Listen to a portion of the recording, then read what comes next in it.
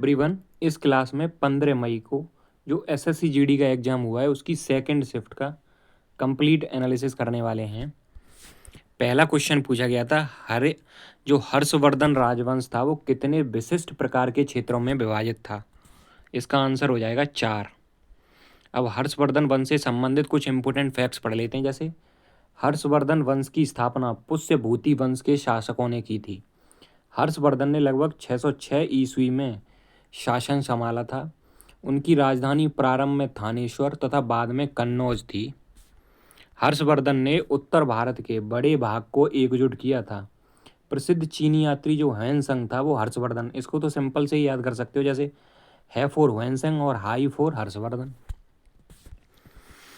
Next question पूछा गया था, दलीप जो ट्रॉफी है वो किस स्पोर्ट से संबंधित है। तो दलीप ट्रॉफी आपकी क्रिकेट से संबंधित है। तो इम्पोर्टेंट ट्रॉफी और वो किस स्पोर्ट से संबंधित हैं वो पढ़ लेते हैं। जैसे दलीप ट्रॉफी तो क्रिकेट से है, वहीं रणजी ट्रॉफी की बात करें तो ये भी क्रिकेट से संबंधित है। संतोष ट्रॉफी फुटबॉल से संबंधित है। थॉमस कप बैडमिंटन से संबंधित है लेकिन पुरुष वाले। वहीं उबेर जो कप है ये काफ़ी इंपॉर्टेंट है दोनों, थॉमस और उबेर। उबेर कप भी बैडमिंटन से है लेकिन ये महिलाओं का होता है। डेविस टेनिस, देखो डेविस में यहाँ पे भी छोटी की मात्रा, छोटी एक ही यहाँ पे भी, तो इसको तो ईजिली याद कर सकते हो, डेविस टेनिस। जो फेड कप है या बिली जीन किंग कप, ये टेनिस से संबंधित है, महिलाओं का है। ये डूरंड कप फुटबॉल से संबंधित है। Sultan Azlan Shah cup hockey से संबंधित है। राइडर कप गोल्फ से संबंधित है। इसको भी आप याद कर सकते हो अगर थोड़ा रिलेट करो। जैसे गोल्फ गेम अगर आपने कभी देखा होगा तो गोल्फ में क्या होता है, जैसे बॉल को मारा, फिर बॉल मान लो यहाँ चली गई, एक सर्कल में डालनी होती है, एक गोला होता है होल, उसमें बॉल डालनी है। मान लो आपने यहाँ तक बॉल लेके आए, फिर यहाँ बॉल आ गई तो फिर आपको चल के आना पड़ता है, मतलब राइड करके आना पड़ता है। फिर यहाँ पे आ गई मान लो, फिर राइड करके आना पड़ेगा, तब डालना पड़ता है। इसमें एक बार में ही डाल दिया तो सही है। इस ऐसे याद कर सकते हो, मतलब इस स्पोर्ट में आपको चल चल के जाना पड़ता है, फिर गेंद को मारना पड़ता है, तब उसमें जाती है वो। तो गोल्फ से संबंधित है आपका राइडर कप।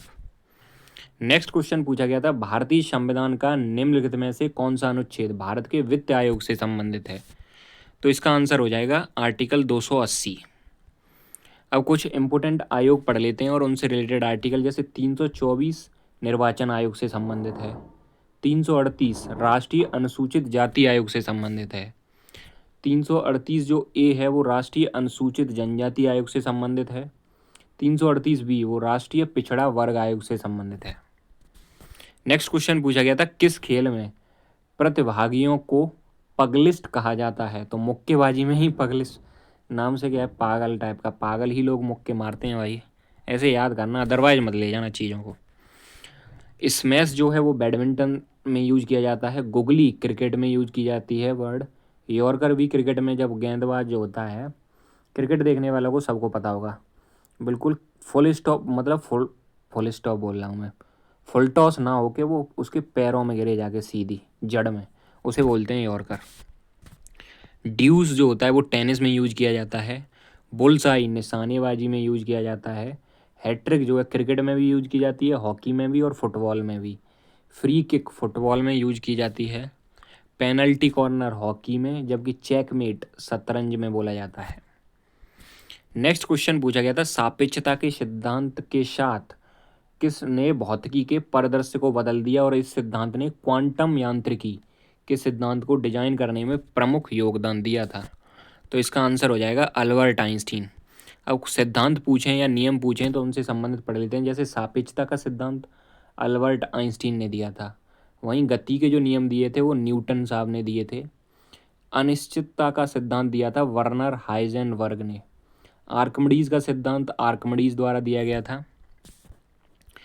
उत्प्लावन का जो सिद्धांत है वो आर्किमिडीज ने दिया था। नेक्स्ट क्वेश्चन पूछा गया था, 2011 की जनगणना के अनुसार निम्नलिखित में से किस राज्य में महिला साक्षरता दर जो है वो सबसे कम है।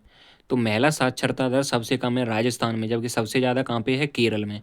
केरल में ओवरऑल साक्षरता भी ज़्यादा है। भारत में जो पहली जनगणना हुई थी वो 1872 में मेयो के समय में हुई थी। वहीं रेगुलर जनगणना 1881 से Ripon, Ripon for regular, R for Ripon, R for regular. जनगणना 2011 15वीं जनगणना है भारत की। वहीं स्वतंत्र भारत की कौन से नंबर की जनगणना है, ये कमेंट सेक्शन में बताना। स्वतंत्र भारत की पहली जनगणना 1951 में हुई थी। जनगणना 2011 का जो नारा था, हमारी जनगणना हमारा भविष्य। 2011 में भारत की जनसंख्या कितनी थी, 121 करोड़। इसको तो ईजिली याद रख सकते हो, देखो लास्ट में 11 आता है, 11 का स्क्वायर ही है 121। सबसे अधिक जनसंख्या घनत्व वाला राज्य कौन सा है, नन अदर देन भाई यूपी इस जनसंख्या के मामले में पीछे नहीं रहेगा। सबसे कम जनसंख्या वाला राज्य सिक्किम। सबसे अधिक साक्षरता 100% लिटरेसी केरल है भाई। सबसे कम साक्षरता वाला राज्य है बिहार। नेक्स्ट क्वेश्चन पूछा गया था, सरोजिनी नायडू ने भारतीय राष्ट्रीय कांग्रेस की अध्यक्षता के रूप में कब किया था, तो 1925 में की थी सरोजिनी नायडू ने।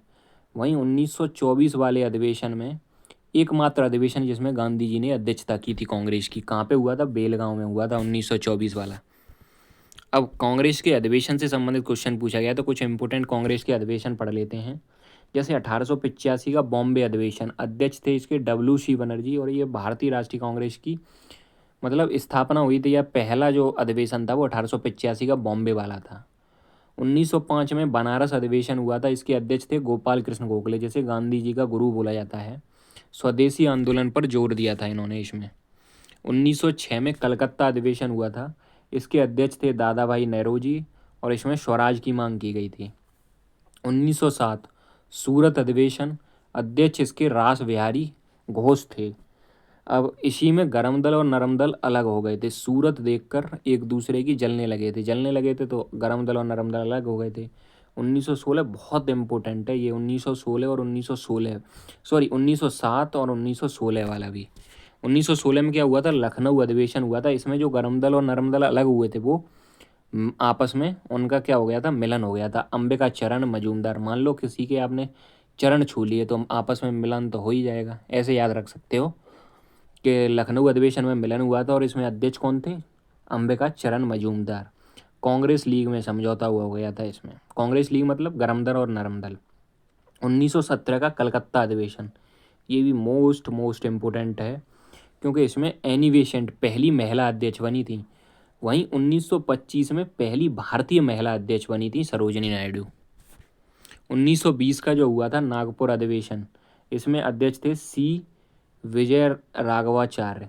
असहयोग आंदोलन का प्रस्ताव जो आया था वो इसी में आया था, और असहयोग आंदोलन को वापस किस आंदोलन की वजह से ले लिया था, कमेंट सेक्शन में बताना। 1924 का जो बेलगांव अधिवेशन है उसमें अध्यक्ष महात्मा गांधी थे। गांधी जी एकमात्र अधिवेशन में अध्यक्ष बने थे, वो बेलगांव अधिवेशन था 1924 वाला। 1929 में लाहौर अधिवेशन, इसके अध्यक्ष थे जवाहरलाल नेहरू, और इसमें पूर्ण स्वराज प्रस्ताव रखा गया था। 1931 का कराची अधिवेशन जो था, इसके अध्यक्ष थे सरदार वल्लभ भाई पटेल, और मौलिक अधिकार का प्रस्ताव रखा गया था कराची अधिवेशन में। नेक्स्ट क्वेश्चन पूछा गया था, लद्दाख और तिब्बती समुदाय में मनाया जाने वाला जो लोसर त्योहार किसका प्रतीक है, तो इसका आंसर हो जाएगा नव वर्ष का उत्सव है ये। अब उत्सव से संबंधित या त्यौहार से संबंधित क्वेश्चन पूछा गया तो इंपॉर्टेंट त्यौहार पढ़ लेते हैं। जैसे लोसर जो है लद्दाख का नववर्ष त्यौहार है। हॉर्नबिल जो उत्सव है वो नागालैंड का है। ओनम जो फेस्टिवल है वो केरल का फसल उत्सव है। बिहू के बारे में बात करें तो बिहू जो होता है वो 3 टाइप का होता है। देखो मैंने छऊ डांस है वो भी 3 टाइप का होता है, वो लेकिन 3 राज्यों में होता है। और बिहू जो है वो एक ही राज्य में होता है, असम में, मगर इसके नाम 3 हैं। पोंगल जो है तमिलनाडु का फसल उत्सव है। ये आपकी जो 15 मई की सेकंड शिफ्ट में क्वेश्चन पूछे गए थे ना, वो सारे डिस्कस हो गए हैं। इसकी अगर आपको PDF चाहिए तो डिस्क्रिप्शन में आपको लिंक मिल जाएगा, वहाँ से जाके आप इजीली डाउनलोड कर सकते हो।